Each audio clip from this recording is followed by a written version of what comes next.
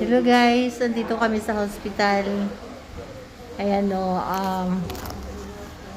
may CT scan po ako, ayan. Na tinurukan po ako. Ayan, si Pim kasama ko. Pim, say hello. Ayan, ang kasama ko, may pasyente din. Tingnan niyo ang paa ko. Naka-machine yung paa niya. Kaya, nandito kami sa Chongchongyang. Check up ko sa aking cancer. May CT scan ako. Pero yung resulta sa Monday pa. Kinakabahan ako. Let's pray guys na mag-negative po. Walang bukol na makita. Kasi nakakatakot. Kapag may makitang bukol, ay magkikimotherapy na naman ako. Ayoko na mag-chemo. Takot na ako sa chemo. Hindi ko kaya. Hindi na kaya ng aking katawan. Yung chemotherapy. Tingnan mo yung chemo ko after 2 years, yung result, yung side effect. Yung aking paa ay hindi ko na mararamdaman. Both sides sa aking mga paa. Ito. Hindi ko na maramdaman yan. Naglalakad lang ako pero wala akong maramdaman. Kapag masugat yan, hindi ko alam. Na nasugat. Oo, yung mga paa ko na yan. Oo, manhid siya, manhid. Namamanhid, sobra ang manhid ng aking mga paa. Kaya yun ang side effect ng aking chemotherapy. Tapos hinang-hina ako. Ilan na inako? Isang buwan? Ito isang buwan, isang taon. Isang taon po ako nag-chemo dito sa Chongchongyang. Sa hospital po na ito. Isang taon, buwan-buwan po ako. Every 21 ng buwan. For example, January 21, pagka February 21, March 21, April 21, dire-diretso yan, isang taon.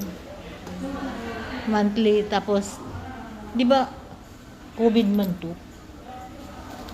Nag-COVID, tapos, nag-iisa ako sa hospital na ito. Wala akong bantay kasi COVID nga. Hindi nila allowed. Di ba? Kaya hirap na hirap ako guys. Kaya hindi ko na kaya yung chemotherapy. Nahihina na yung katawan ko. Kaya sana wala na pong makita yung doktor.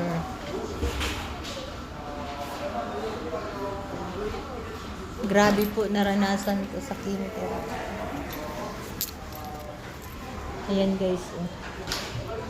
Ang daming pasyente dito. Nakakatakot, nahilo ako after sa CT scan. Tinurukan kasi ako.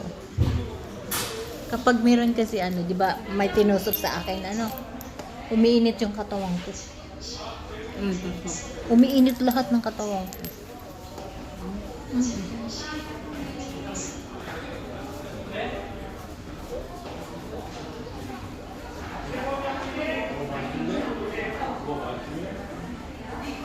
Nahihilo ako pati. Hindi na kaya ng immune system ko yung yung mga ganun.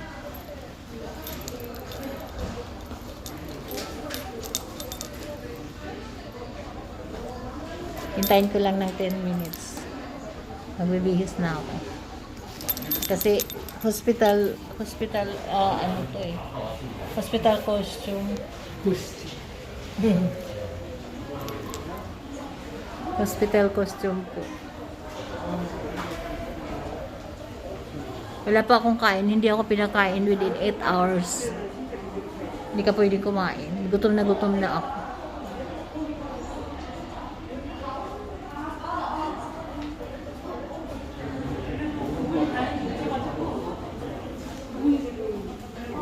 Matatapos na po yung video ko.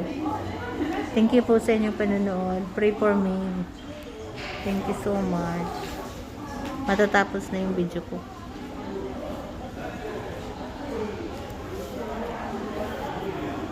Nilagay sa mga